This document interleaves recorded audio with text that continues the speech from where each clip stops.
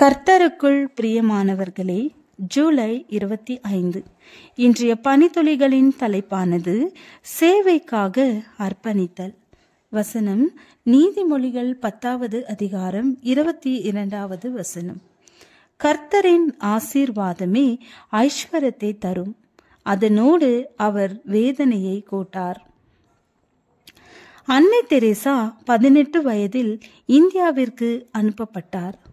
அதன் பின் தன் வாழ்நாள் முழுவதும் தன் தாயை பார்க்கவில்லை. அந்த நேரத்தில் தன் கையில் பணம் இல்லை, கொஞ்சம் உணவு இருந்தது. மேலும் அநேக வேளைகளில் பட்டினியாய் இருந்தார்.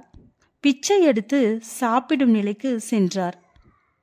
இந்நிலையில் மக்கள் எவ்வளவாக உணவில்லாமல் பசியால் வாடி உணவின்றி மறிக்கிறார்கள், தெருவில் படுத்து கிடக்கிறார்கள்.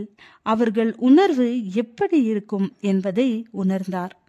அப்பொழுதுதான் இப்படிப்பட்ட மக்களுக்காக உழைக்க வேண்டும், இயேசுவின் அன்பை வெளிப்படுத்த வேண்டும் என்று நினைத்து ஜெபத்தோடு சேவைக்காக தன்னை அர்ப்பணித்தார்.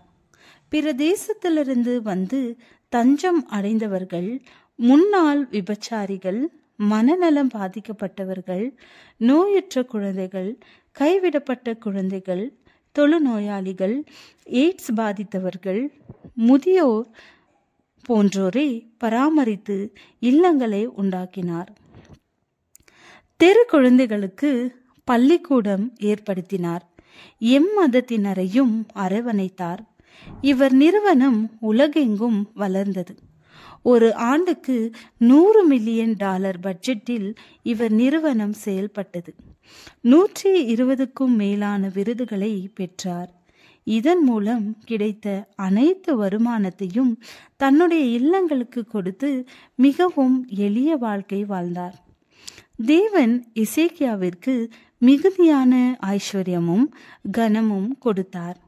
வெள்ளி, பொன், ரத்தினம், கந்தவர்க்கம், கேடகங்கள், வினோதமான ஆபரணங்கள், வைக்கும்படி பொக்கிஷசாலைகள், தானியமும் எண்ணெயும் திராட்சரசம் வைக்கும் பண்டக சாலைகள், சகலவித மிருக ஜீவன்கள், கொட்டாரம், மந்தைகளை காக்கும் தொழுவங்கள் நிறைய உண்டாயிருந்தன. தேவன் அவனுக்கு திரளான ஆஸ்தியை கொடுத்தார். அணைகளை கட்டினான். தேசம் செழிப்பாயிற்று. அவன் செய்த எல்லாவற்றையும் வாய்க்க செய்தார்.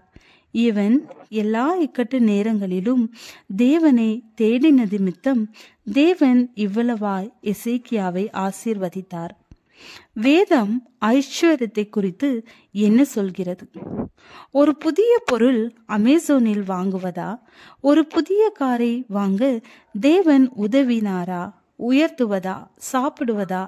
புதிய ஆடைகளா?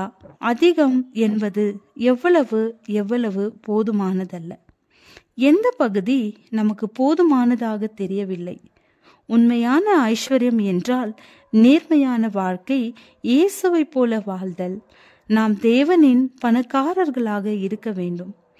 தேவனை சார்ந்து அவரின் அன்பை வெளிப்படுத்துவதால் கிடைக்கும் ஐஸ்வர்யமே நிலைத்து நிற்கும். ஜெபம். பரமபிதாவே, உம்மோடு எங்கள் உறவை பலப்படுத்த வழி நடத்தும். ஆமேன்.